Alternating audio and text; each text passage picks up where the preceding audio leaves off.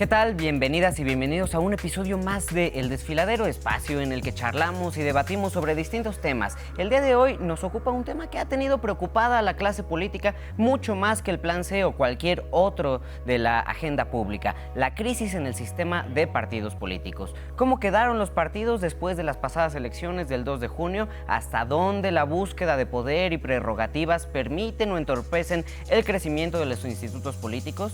¿Es urgente una configuración a nuestro sistema político electoral? ¿Por dónde vamos a empezar? Pero acompáñenme a ver este material que prepararon en nuestra producción para hablar de esto. Actualmente en nuestro país se vive lo que podría denominarse una crisis de los partidos, que en palabras claras es la repulsión de la sociedad a los partidos políticos. Habría que decir que este suceso no es reciente, sino un hecho que se ha venido enquistando años y años atrás, derivado del hartazgo de la sociedad a los malos manejos de los dirigentes políticos. También es un hecho que la sociedad actual está compuesta por personas más informadas, más cultas y por lo mismo más críticas, y que lo que funcionaba en los años 70 o 60 hoy ya no lo hace. Y este es uno de los puntos que los partidos políticos no han querido reconocer o simplemente no se han dado cuenta que es una sociedad diferente. Pero lo que sí es seguro es que a los partidos políticos se les olvidó que su verdadera esencia era solo ser vehículos de la representación de los intereses de los grupos sociales y el ente que organizaba a estos ciudadanos, y se convirtió en la mayoría de los casos en organizaciones que sirven a intereses propios y de sus afiliados, dejando a un lado su origen. Los recientes resultados del 2 de junio confirman lo dicho. Claro ejemplo es la votación baja que obtuvieron partidos que en su momento eran la consolidación del gobierno y en algunos casos representaban el oficialismo en el país. Estamos hablando del PRI, PAN y PRD, que ni con una alianza que en años anteriores era impensable, pudieron con Morena y con el movimiento que representa ahora el presidente Andrés Manuel López Obrador y Claudia Sheinbaum Pardo.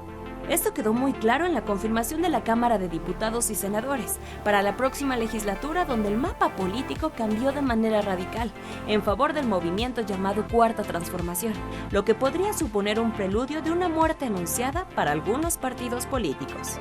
Con información de Arturo Arellano, El Desfiladero. Para hablar de todo esto y más, hoy nos acompañan Raúl Torres, diputado del Congreso de la Ciudad de México por el PAN, Sheila Franco, militante de la Cuarta Transformación, y Cintia López Castro, diputada federal por el Partido de la Revolución Institucional. Esperamos sus opiniones y sugerencias en las redes sociales de 11 Noticias Digital. Compañeras, compañero, muchísimas gracias por estar aquí en estos días lluviosos de la ciudad, pero una ciudad que nos hace vivir tan intensamente como la política. Pero en estos días, ¿no? Creo que ha estado mucho en discusión, más allá de las dirigencias, de que si tal dijo, que si tal quiere quedarse más tiempo, que si el otro, que si esto, que si acá es una coronación, esos rollos. Hay un problema en los partidos políticos, ¿no? Yo me acuerdo que mucha gente, pues, ya fuera de un partido u otro o fuera a votar por un otro candidato, era como, no, pues yo soy ciudadano, decían, ¿no? Y eso era como lo más bonito que alguien podía decir. Entonces, pues me gustaría empezar por acá, Cintia, que es la primera vez que nos acompañas, muchas gracias, para preguntarte, ¿tú sí crees que haya una crisis en los partidos? Gracias, es un gusto estar con todos ustedes y con mi querido amigo Raúl. Sheila, qué gusto. Y bueno, a ver, yo creo que hay una crisis de partidos en el mundo, ¿no? O sea, vemos una crisis mundial de partidos, primero porque los ciudadanos muchas veces ya no se sienten identificados con un partido político como tal, sino con movimientos, ¿no? Entonces, bueno, pues hoy vemos partidos mucho más nuevos en el caso de México, como Morena, como Movimiento Ciudadano, y ya no se les llama partidos, ya se les llama movimientos. Y lo vemos, estas transformaciones de partidos en el mundo, donde ya está, por ejemplo, nombres como partidos, por ejemplo, como en Podemos, ¿no? En España. O ya les cambian, ya no es el partido democrático, sino ya es, por ejemplo, este movimiento Podemos, o es, por ejemplo, la Corriente Verde, o es, ya le empiezan a poner nombres de repente innovadores a los partidos como Hagamos, Podemos, etcétera. Entonces, yo sí creo que hay una crisis de partidos a nivel mundial, porque además los partidos fueron fundados para un objetivo, por ejemplo, y te voy a hablar objetivamente de todos, ¿no? Por ejemplo, el caso del PRI. El PRI, la fundación del PRI nace para gobernar, era un partido para gobernar este país, estaba hecho para ello, con sectores y organizaciones como, por ejemplo, la CNOP, que era el sector obrero popular, estaba, por ejemplo, el movimiento territorial. O sea, los sectores del PRI era en ese momento lo que teníamos en esos pues años mediados de los 50, ¿no? 1950, 1960, donde el PRI hizo su auge en representación. ¿Qué vemos hoy en el propio PRI? Yo que llevo 21 años ya de militante, es que tenemos que cambiar los sectores. O sea, más bien hoy tenemos que abanderar universitarios, tenemos que abanderar a la comunidad LGBT, tenemos que abanderar, por ejemplo, todo el tema ambientalista. Entonces, ¿qué nos toca a los partidos hacer? Yo creo que esta renovación, y te pongo, y con eso cierro esta parte, el caso del Partido Laborista en Reino Unido. Dejó de gobernar muchos años, hoy recuperaron pues prácticamente casi 350 escaños más en el Parlamento, y pues es un partido laborista que le dio un giro. Entonces sí hay una crisis de partidos, y eso también pues llegó a México. Ay, sin duda alguna. Muy rápido. Sí. ¿Cuál crees que sería el objetivo actual del PRI, a diferencia de esos años? Bueno, de entrada, que sea un partido encabezado y sobre todo los mayores perfiles jóvenes. Por ejemplo, hoy que me toca ser senadora electa por la Ciudad de México, pues yo creo que he sido, o sea, seré la senadora más joven que haya tenido el PRI en la Ciudad de México. Estos cargos los tenían gente, por supuesto, con mucha experiencia, pero además era para, hay que decirlo, para los viejos, ¿no? Entonces, ¿qué se necesita? Pues abanderar los jóvenes, las causas, por ejemplo, hoy de ciencia y tecnología, inteligencia artificial, las causas que nos aquejan hoy. Vámonos al otro lado de la mesa. Sheila, ¿tú por qué crees que en las elecciones del 2 de junio nos dejan esta idea de que a lo mejor los partidos tendrían que renovarse? No, yo creo que los partidos políticos están en constante renovación cuando son sanos, en el sentido de que, bueno, pues, a ver, la gente cambia, los tiempos cambian, y los partidos políticos son la representación de las personas como un mecanismo que tenemos para poder llegar a los espacios de toma de decisiones. A mí me parece muy bonito que reconozca el PRI que en 2024 que se tienen que abanderar causas como la universitaria, como la LGBT, pues cuando la gente toda la vida ha sido universitaria y toda la vida ha habido personas de la población LGBT y todos los aditivos que eso tenga.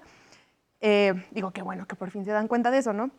Y, por ejemplo, Futuro, Venezuela, ¿no? Es uno de los partidos políticos que existe, que es un movimiento partido político que acaba de incursionar, ahora que decías que tienen nombres interesantes, ¿no? Futuro, por ejemplo, que forma parte de un movimiento que es uno de los partidos que formó parte, ¿no?, de esta coalición para llevar a Maduro a la toma de poder. Pero, pues bueno, al final de cuentas vivimos en una democracia que se conforma por también partidos políticos, ¿no? También hemos tenido a candidatos independientes, por eso digo que los partidos deben de estar en constante renovación, aunque al interior de los mismos yo creo que no le han apostado a esta renovación. Digo, tenemos el caso del PRI, por ejemplo, que tiene ahí una situación muy interesante respecto a su sucesión, ¿no?, de la dirigencia nacional y al presidente haciendo cambios para poder reelegirse, el PAN en constante disputa desde el 2018 con Anaya. Bueno, hay una cosa muy interesante. Morena no me parece que sea un partido tan nuevo, bueno, en comparación con el PRI sí, y con todos, y con el resto de otros, es de los más jóvenes. Pero actualmente en México tenemos 7 partidos políticos con registro: PRI, PAN, PRD, Morena, El Verde, PT y Movimiento Ciudadano. Yo creo que vivimos en una democracia que está naciendo, porque en las letras pues siempre ha existido, pero que la gente realmente sea la que se apropie del poder, yo creo que es muy reciente. No me atrevo a decir que en 2018, pero muy reciente. Entonces creo que los partidos políticos, yo no creo que estemos en una crisis o en una situación catastrófica de los partidos políticos. Digo, no somos Estados Unidos, que tiene un sistema bipartidista, que sus representantes populares, entrecomilladamente, ni siquiera fueron electos por sus bases. Tenemos a Donald Trump, a Joe Biden, ¿no? O, por ejemplo, un sistema multipartidista, que es como el caso de México, pero como el caso de Japón, que desde 1955 sigue gobernando el mismo partido político. Pero el mundo cambia y yo creo que los partidos políticos, si les son fieles a las personas que representan, van a cambiar constantemente cómo cambia la gente a la que representan. Digo, también tenemos ahora casos en Europa o en Asia en donde ha habido candidatos, por ejemplo, municipales, que son inteligencias artificiales. Entonces, el mundo cambia, las sociedades también. Los partidos políticos, si son verdaderas aglutinaciones de las personas, deben de cambiar junto con ellas. Yo sí creo y sostengo esta idea de la crisis, ¿no? Porque por un lado vemos a gente que no, digamos, no se quería identificar durante la elección de 2024, hace unos días, hace unas semanas, meses, lo que sea, con el PRI, con el PAN y con el PRD, ¿no? Incluso la candidata que llevaban no quería que se le encontrara allí. Pero por otro lado encontramos mucha gente que quiere ser morenista porque pues a lo mejor es una puerta para una chamba, ¿no? Entonces es un universo muy extraño. Y ahí yo preguntaría, ¿tú qué crees que es lo que pasó? Porque, digo, el PRD ya no existe, el PAN y el PRI sí existen, pero ahorita, ¿cómo quedaron, no? Después de la elección hubo una cosa muy difícil de definir de quién fue la culpa. Yo creo que más allá de las culpas, Erra, hoy lo que tenemos que hablar es a quienes representamos en México. Acción Nacional, el partido más fuerte de la oposición, tiene desde hace muchos años, somos el partido más antiguo, si lo quieres ver así, desde nuestra formación, un nicho muy claro que tenemos que hablar. Nosotros tenemos que retomar el mensaje a esa clase media trabajadora, empresarial, gente joven, que hoy es justamente los que dijeron en 2 de junio, vamos todavía con el PAN. Nosotros vamos a representar a quienes votaron por nosotros, pero también vamos por ese otro 40% que no votó por nadie. ¿Por qué? Porque se desencantaron de cualquier tipo de propuesta política que pues llegó a las urnas. Hoy creo que el camino de Acción Nacional tiene que ser un camino de un rostro joven, tiene que ser un rostro que proponga en positivo. El PAN era muy bueno cuando éramos una oposición propositiva y creo que eso es algo que vamos a retomar. Decir que estemos todo el tiempo en contra no es el camino y eso la gente lo señaló. Y yo lo he dicho, yo así me he comportado como diputado y como diputado reelecto lo seguiré haciendo. Proponiendo en positivo, acompañando cuando el gobierno esté haciendo algo a favor, pero también cuando no lo esté haciendo bien, ahí vamos a estar en Acción Nacional. Eso es lo que a la gente le enamoró del PAN. Eso es lo que hizo que el PAN ganara a niveles municipales, en los estados. Y hay una identidad de qué es ser panista. Y tan es así que muchos dicen, es que el PAN es un partido viejo, es que, a ver, pero hasta hace unos, después de la elección, había memes de yo quiero mi familia panista, ¿no? Y salía papá, mamá, hijo, hija, ¿no? Y la mascota. Bueno, y era un meme, pero al mismo tiempo se hizo viral. Y muchos decían, y lo compartían, yo quiero ser un panista, yo visto como panista. Ok, no estoy diciendo que así sean todos, pero sí hay una voz muy importante en la población que Acción Nacional hoy representa y que aquí estamos sus legisladores y caras jóvenes para hablar de una manera fresca, pero de seguirle hablando a nuestro sector. Nada más quiero puntualizar algo que decía Sheila, que sí me parece importante aclararlo. Da el ejemplo que en Estados Unidos están muy lejanos de la ciudadanía. Yo creo que al contrario, yo creo que es un sistema en Estados Unidos donde los legisladores pues todos son prácticamente, van a sus distritos y hay elección cada 2 años y cada 2 años tienen que estar, si quieren reelegirse, en sus distritos, ¿no? No hay esa lejanía, sino al contrario, me parece que debemos también de tomar ejemplos como me parece 2 años muy pronto elecciones, ¿no? Pero a ver, en México que tenemos cada 3 años, en Estados Unidos cada 2, donde el hecho de que no sea un voto directo, Sheila, tal vez te referías a eso, que no hay un voto directo de la ciudadanía al candidato directo, sino que entra en este consejo, en esa parte estoy de acuerdo. Y la otra es, a ver, sí hablé de Morena y de Movimiento Ciudadano como partidos nuevos. A ver, nuevos en que se acaban de registrar, pero están llenos de viejos, ¿no? A ver, nuevos, pero viejos. Al mismo tiempo, me gusta que abres esta beta porque hablamos de jóvenes, pero pues qué jóvenes, ¿no? O sea, yo creo que, bueno, a ver, este es un programa para...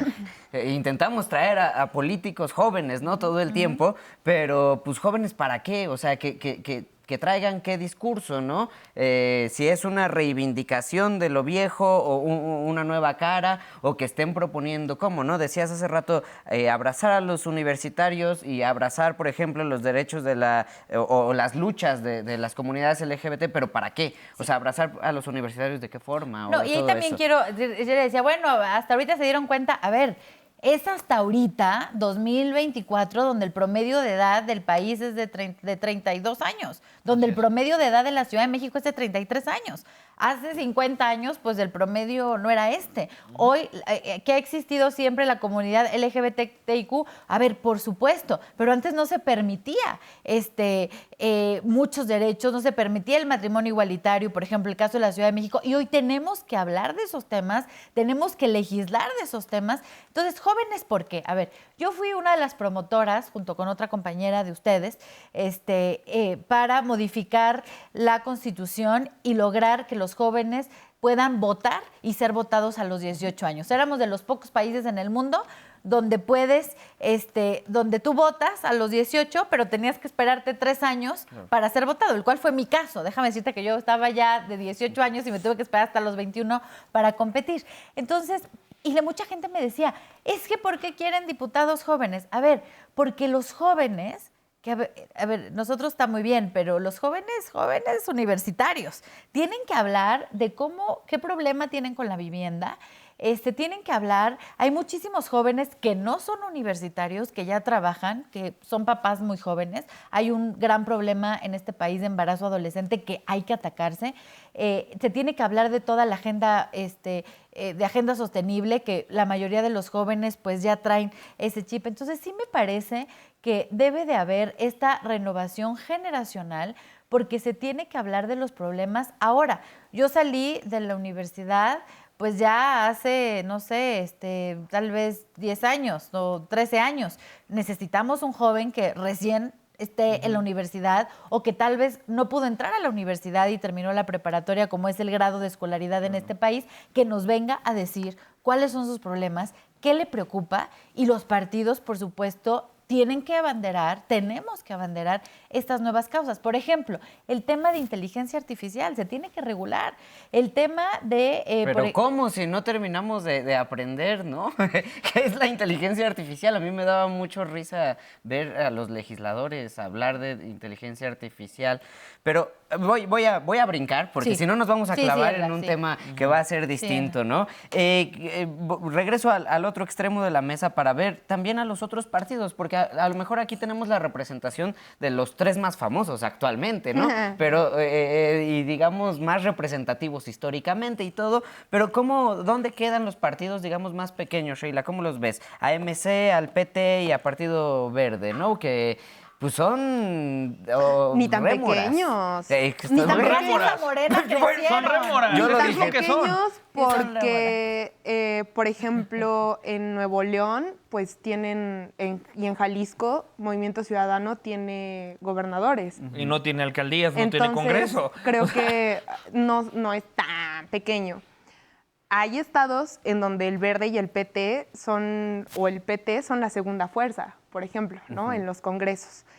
Bueno, más allá de los adjetivos que se le puedan poner a los partidos políticos, yo creo que Lorenzo Córdoba, por ejemplo, en 2018 decía que actualmente tenemos un sistema de partidos plural y competitivo.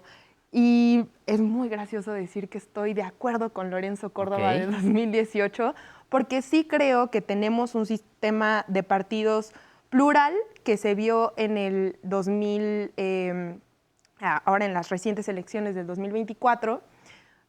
Creo que se manejaron de formas jugamos con las reglas del juego, ¿no? Los partidos políticos con las coaliciones, por ejemplo, al grado de que ahora la oposición está diciendo que Morena tiene una sobrerepresentación debido a cómo se comportaron las ¿Pero plural elecciones. en qué sentido? ¿En que tienen diferentes camisetas o cómo? Claro, en de que son 7 partidos políticos los que existen actualmente, hay diferentes opciones y entre estos mismos muchas veces se conjuntan para poder avanzar con fines comunes. O sea, yo estoy muy segura que a pesar de que los compañeros representan a partidos políticos que en su momento fueron en coalición, por algo deciden militar cada quien en el PAN y cada quien en el PRI, porque existe una pluralidad entre los mismos partidos. Entonces, yo creo que partiendo de ese punto, sí hay diferencias, por ejemplo, entre el Verde, entre el PT, entre Morena, entre el PAN, entre el PRI, entre el ahora afortunadamente extinto PRD. Y además competitivo, justamente por lo mismo. Y no es de a gratis que tengamos las coaliciones, no es de a gratis que tengamos a la oposición ahora decir que hay una sobrerepresentación de Morena. Pues claro, porque el sistema de partidos en México está avanzando y ha avanzado como nunca antes lo había hecho. Todavía el siglo pasado, el PRI ganaba porque era el único partido que podía competir realmente. Por eso digo que estamos, más allá de viviendo una crisis, estamos viendo una nueva etapa de los partidos políticos, de quienes representan y cómo se conforman en sí mismos al interior los partidos políticos. Una pregunta muy rapidísima. Yo no soy abogado y no entiendo tal cual las normativas que ahora están mucho en discusión, ¿no? Por este tema de la sobrerepresentación. Pero, por ejemplo, digamos, ¿no? Si de todas formas en el PAN, por ejemplo, hay una parte que es de centro derecha, y en el PRI hay muchas opciones, y en Morena hay también tantas opciones. No sé, ¿no sería más fácil, por ejemplo, que no existiera el PT y el Verde y todos estuvieran en Morena y no nos gastamos tanto en seguir teniendo muchos partidos? Digo, más allá de las posibilidades de las representaciones, ahorrarnos el tener muchos partidos, ¿no sería más fácil? ¿O qué piensas? Yo creo que valdría la pena mejor ahorrarnos todo el dinero que gastan los partidos políticos, que es parte de lo que se propuso en su momento con la iniciativa de la reforma electoral que presentó Andrés Manuel López Obrador, que incluía eliminar plurinominales, reducir el 66% de los del financiamiento de los partidos políticos, que eso representa 142 años del financiamiento de mi beca para empezar, por ejemplo. O sea, que existan, pero con menos dinero. Sí, a ver, pero aquí... Sí, perdón, Raúl. No, adelante, Raúl. No, yo agregaría que si bien, a ver, los partidos nacen por un motivo, como lo acaba de decir mi querida Cintia, pero así como estamos en los partidos, solo estamos jugando y enseñándole el dedo en la lengua a los electores, ¿eh? Porque te paso a uno al Verde para jugar, porque te paso uno para el PT, y entonces me dan las matemáticas y saco el famoso plan C, y unos lo acomodo. Aquí en la Ciudad de México, unos ganaron por Morena, ya cuando ganaron los cambiaron al Verde. Una cosa en la cual estás aprovechándote de la ley electoral. Creo que los partidos funcionan cuando hay un sistema parlamentario, donde necesitas juntar mayorías para hacer gobierno. Pero en un momento en el cual el presidencialismo mexicano es tan fuerte, no puedes tener tantos partidos rémoras y satélites, cuando realmente hay dos visiones de país. Yo sí estoy más a favor de tener lo que vimos el 2 de junio. Claro, pues sí, ganó una visión completa que era de la 4T a favor de AMLO, que era el manto protector, que esto todavía le cubrió a Claudia, nuestra próxima presidenta, y cual reconozco, pero también hay un bloque que dice eso no me gustó. Y así funciona el mundo, tampoco hay que rompernos la cabeza, ¿eh?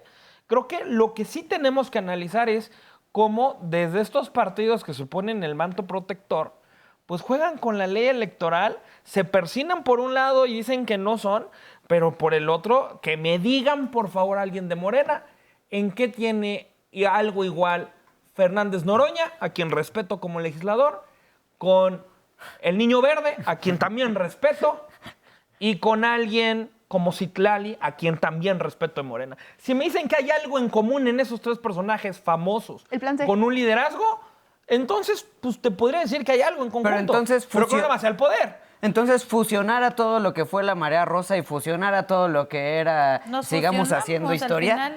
No, digo, pero les quitamos la etiqueta, les ponemos otro nombre. El Partido Verde y... Pero es bueno, no verde. distinto. A ver. Un color de uno Pero a y ver, el otro lo que dice otro. Raúl, o sea, lo que dice Raúl tiene mucha valía porque, a ver, en el caso del Partido Verde, como que nada más se pega a lo que hay, ¿no? O sea, estuvo mucho tiempo en el, cuando éramos Es el No se partido, con el que, pan. es el No con partido el pan. que más Sí, presidencias no ha con el ganado. pan. Pero Y luego denme cuando chance, gobernó denme el PRI chance. aquí.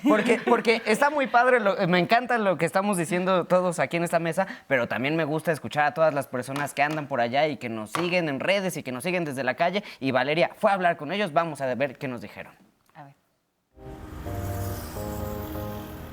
¿Cómo estás, mi Ezra? Una vez más salimos aquí a las calles a preguntarle a la gente qué opina, y es que como nosotros vimos y fuimos testigos, las elecciones pasadas no fueron como de tan gran rendimiento, así que salimos a la calle a preguntar si realmente creen que existe una crisis en los partidos. Vamos a ver qué nos dicen. En este caso, como el PRI no acepta que ganó Morena, o sea, por eso están atacando mucho al partido de Morena. En consecuencias, años pasados, ellos tenían recarga de diputados y senadores y no decían protestas a que estaban muy recargados de senadores y diputados. Y ahorita que está recargado Morena de diputados y senadores, están en contra de ellos por lo mismo de que no aceptan que ha ganado el partido de Morena. Yo creo que los partidos políticos, como la política en sí, lleva en crisis ya mucho tiempo. Solo son como un reflejo del caos social en el que nos encontramos. O sea, no creo que ninguno esté siendo ético o como tenga la búsqueda legítima que tal vez tenían en algún momento. No sé, cuando escucho hablar a personas más adultas que vivieron como otras épocas del PRI o del mismo PAN, como que, pues no sé, hablan tal vez como de una nostalgia, una memoria en donde la política tenía tal vez principios. Pero ahora todo está como muy diluido y distorsionado, siento yo. Pues sí, de alguna forma sí lo considero, ya que pues toda la diversidad que ha habido de cambios en los partidos pues ha hecho como hincapié en esto. Pues en estos partidos como el PRD sí, el PRI igual y el PAN por supuesto. Y es precisamente porque siempre han sido corruptos, ¿sí? Y a eso se debe que ahora que fueron descubiertos ahora este nuevo gobierno, pues ahora ya no ven por dónde escaparse, pues, porque ya están atrapados a través de las noticias que da el presidente. Sí, esa crisis ya hizo una gran crisis en todos los partidos. Esto ya se viene manejando de sexenios atrás.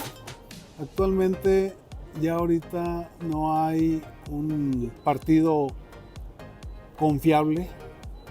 Todos los partidos están como siempre lo han hecho, por negocio, por ganancias, por tratar de sacar ventaja. Y el único perjudicado es el pueblo. Mi Ezra, pues eso fue lo que nos dijo la gente, pero mejor que nos digan los expertos qué opinan. Regresamos al estudio del Desfiladero. Pues muchísimas gracias, Vale, y muchísimas gracias a todas ustedes que nos contestan ahí diciendo lo que piensan y que a veces me hacen confirmar, o bueno, a veces siempre me confirman eso que dice el presidente de que la gente sí está muy politizada, sí están muy enteradas las personas. Y a mí me gustaría recuperar eso que decía la señora que estaba al inicio, que si al PRI no le gusta ahora que Morena tiene una mayoría, pero cuando ellos la tenían, pues ahí sí le gustaba, ¿no? ¿Eso es una doble vista o es que, digamos, las leyes han cambiado? O a lo mejor los priistas de ahora, pues no estarían de acuerdo con que todo el poder lo tuviera el PRI. A ver, el PRI, debo decir, algo muy bonito del PRI que hay que rescatar es el nombre, ¿no? Es Partido Revolucionario Institucional. Y algo muy padre que tenemos los priistas es esta formación política, institucionalidad, profesionalización. O sea, un priista siempre va a respetar al gobierno, siempre va a respetar las instituciones, siempre va a respetar, podremos pelear adentro, bueno, ahorita ya ha habido movimientos, pero al final siempre somos institucionales. Entonces, ¿qué te quiero decir? Nosotros respetamos lo que Morena ganó en las urnas. Lo que nosotros no respetamos es, por ejemplo, que quieran, ahora me parece que es el 22 de agosto, cuando salen ya las constancias de mayoría de los candidatos, diputados y senadores electos por representación, y creemos que no están siendo imparciales en la repartición de los escaños. No nos gusta que están avasallando, quitando a las instituciones, queriéndole meter mano al INE, queriendo meterle la mano al Poder Judicial, queriendo desaparecer el INAI, porque entonces nos parece, ahora que está y que todos los mexicanos estamos mucho más familiarizados con Venezuela, que nos acercamos a un país como Venezuela, donde hay elecciones, no se respeta la democracia porque no hay instituciones. Entonces, los priistas respetamos. Nosotros, el que gana, gana y el que pierde, pierde, ¿eh? Y lo pueden ver ahora. Nosotros respetamos a quien haya ganado o a quien haya perdido. Lo que nosotros no respetamos es que Morena quiera obtener una mayoría absoluta, por ejemplo, en el Senado, buscando hacer un mal uso de la representación. Y por otra parte, que tengamos un instituto, a ver, esta semana ahí va a haber un foro donde iba a estar José Woldenberg en el INE y se canceló porque al gobierno no le pareció. Pero entonces, eso lo convocaba el INE. Lo convocaba diversas organizaciones donde la sede iba a ser el INE. Entonces, a ver... Entonces, ¿cómo fue el gobierno? Sí, el gobierno mandó pedir a la presidenta del INE que no prestara las instalaciones. Eso es lo que estamos en contra. O sea, nosotros estamos en contra del autoritarismo, de la falta de democracia, de que quieran meterle mano a las instituciones. Eso es lo que nos molesta. Eso es lo que nosotros decimos no. Si ellos ganan, pues claro, y aprendemos la lección, y también hay que escuchar qué fue lo que nos faltó. Hay que estar más cerca de la gente, tener mucho más sensibilidad social. Yo creo que eso es algo que nos llevamos de lección. Pero también usar las instituciones para beneficio de ellos, o poner a la hermana de ministra nada más porque va a estar a mi favor, eso es lo que estamos en contra. Muy rapidísimo, muy rapidísimo. ¿Cómo es este respeto a la institucionalidad dentro, o cómo lo ven los priistas en este momento con, digamos, estos cambios que han dicho que ha hecho Alito Moreno a la normatividad del mismo partido? Para contestar tu pregunta, primero te voy a hacer una aclaración. Un priista, si tú analizas los discursos de los, por ejemplo, hoy 70 legisladores de oposición del PRI, vas a ver que ninguno ataca al presidente por su nombre. Siempre es el presidente y siempre se respeta por una institución. Aunque estés en contra, aunque no te guste, uno se dirige, la presidenta, el presidente, el jefe de gobierno. O sea, siempre hay un respeto a las instituciones y eso es una formación que te da el PRI. Ahora, en lo que está pasando hoy en el PRI, bueno, a ver, Morena también en su momento cambió parte de sus estatutos aún habiendo un proceso electoral. Lo que no te permite la ley es que tú cambies las reglas cuando va a haber una elección. Es decir, que vayas a decir, ahora no va a haber el 50% de mujeres, sino el 40%. Pues no se puede porque estás a punto de tener una elección. Pero los partidos pueden reformar sus estatutos. Si les gusta o no, bueno, pues es mera competencia de los militantes. Pero pues es decisión de los partidos hacer sus debidas reformas. Raúl, ¿tenemos una nostalgia de cómo era el partidismo antes? Más allá de cómo era el partidismo, lo que sí creo que hay es una nostalgia de cómo se gobernaba económicamente bien en los gobiernos del PAN, principalmente de Felipe Calderón y Vicente Fox, ¿no? Donde se compara el crecimiento de esas instituciones que, como comenta nuestra querida diputada Cintia, esas instituciones que venían ahí, que alcanzaron una madurez plena con el cambio de gobierno con Vicente Fox, ¿no? De crear lo que era el IFAI, luego el INAI, y ahora querer destruir la transparencia. O sea, ningún país serio quita instituciones de transparencia, ¿eh? Ninguno. Y más con escándalos tan grandes como Segalmex, que parece que no pasa. Pero, por ejemplo, es que la gente nos preguntaba, o decían eso, sí, de que, a ver, es que yo sí extraño poder sentir que, o decir, no, pues el PAN es de derecha. O claro, y lo somos, y hay que decirlo. El PRI es como los cañones de la revolución extraviados. El país también, a ver, yo creo que también algo en este tema de partidos, luego andamos de queda bien en todos lados.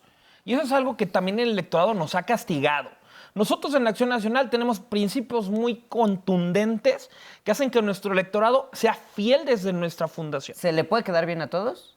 No, o sea, la familia pero es que tradicional y a ni los que siquiera piden los te puedo derechos apostar que si tú no sé LGBTIQ+. cuántos hermanos o hermanas tengas, pero te puedo apostar que una cena de familia, no todos quieren cenar lo mismo y se vale no cenar lo mismo.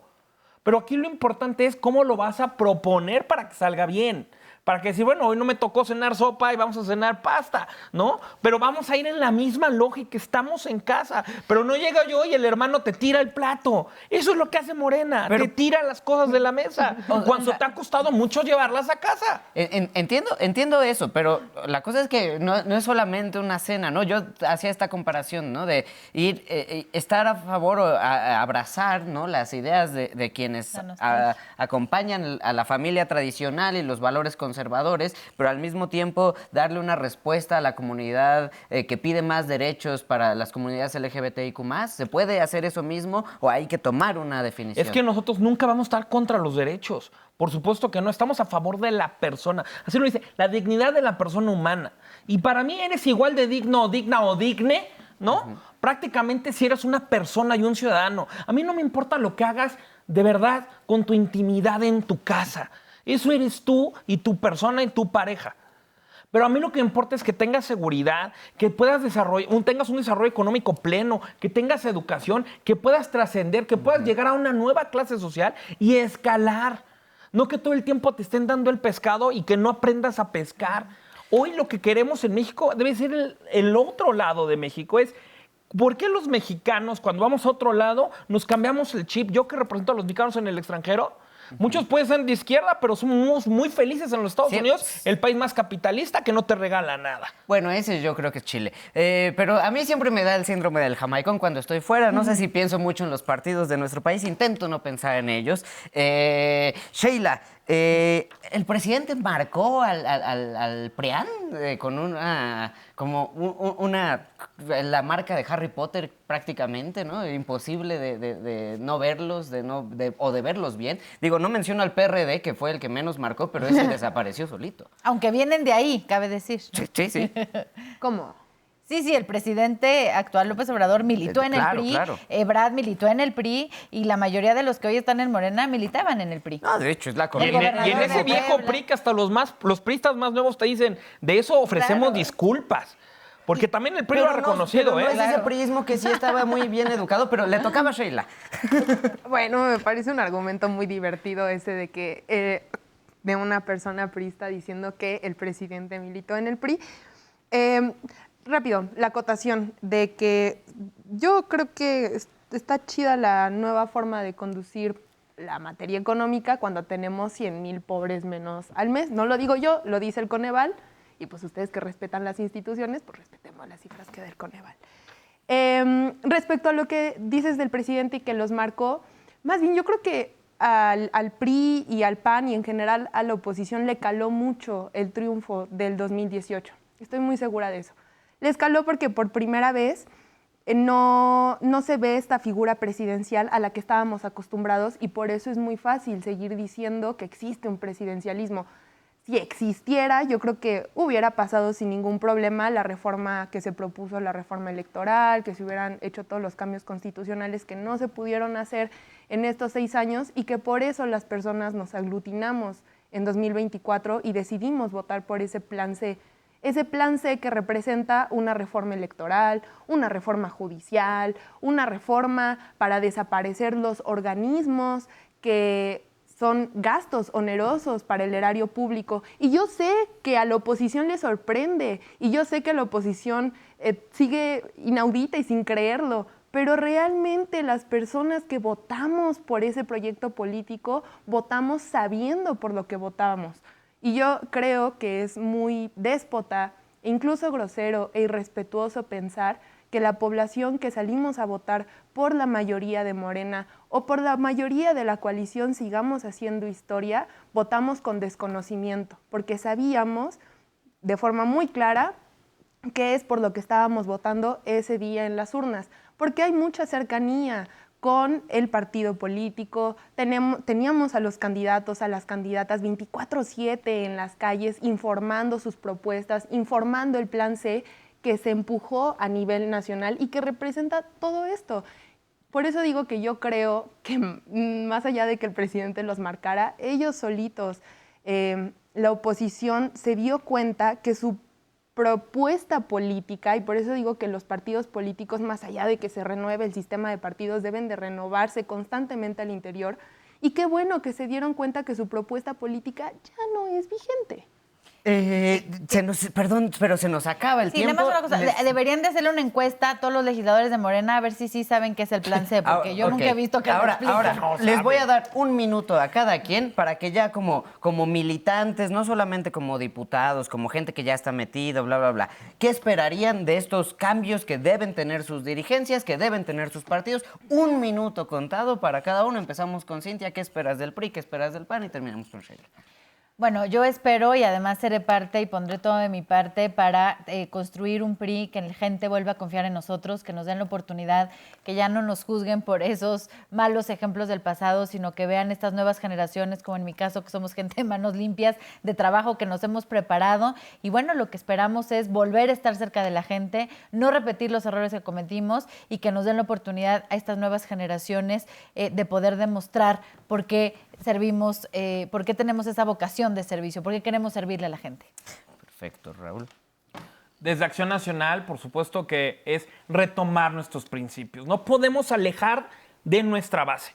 Hoy desde Acción Nacional también con rostros nuevos. Y yo lo he dicho, creo que Jorge Romero será el presidente nacional del PAN, que logre llevar esto, ¿no? Darle la fuerza política que tiene, pero también adaptarnos a nuevos rostros, a nuevas ideas de hacer política dentro del centro derecha, por supuesto, pero hablar de tecnología, hablar de blockchain, hablar de transparencia, pero con el uso de lo que es la agenda internacional y hacia dónde va México y el mundo. A eso es a donde vamos a estar en Acción Nacional, a decir, por supuesto, en positivo lo que queremos proponer para el país y para la Ciudad de México. Pero sobre todo, que se confíen que en Acción Nacional los que votaron por nosotros van a estar bien representados. Pero vamos también por esos 40% que no se sintió cómodo con ninguna opción y que vean que en Acción Nacional hay caras nuevas, hay caras limpias, habemos legisladores y legisladoras que alzamos la voz y que lo hacemos por el bien del país y del futuro de los que vienen atrás. Sheila. En días recientes se hablaba de la sucesión al interior de Morena y sonaban dos nombres muy fuertes, ¿no? El de Luisa María Alcalde y el de Citlali Hernández. Y con mucha altura de miras se decidió que se iba a apoyar. La compañera Citlali, que era una de las que también sonaban más fuertes, decidió bajarse de la contienda para tener una transición tersa. Eso es el proyecto de Morena. Y ese es el proyecto por el cual votaron casi 40 millones de personas. Y para mí es un orgullo militar en este lado de la historia. Y yo espero que este cambio que se venga sea terso, sea ameno, sea de la mano de la militancia y siempre, siempre, siempre escuchando al pueblo de México. Sheila, Raúl, Cintia, muchísimas gracias por estar acá. Yo sé que no es fácil ver pues nuestros problemas, pero bueno, siempre es bueno. A ustedes que están en casa, muchísimas gracias por acompañarnos. Nos vemos la próxima semana aquí en El Desfiladero.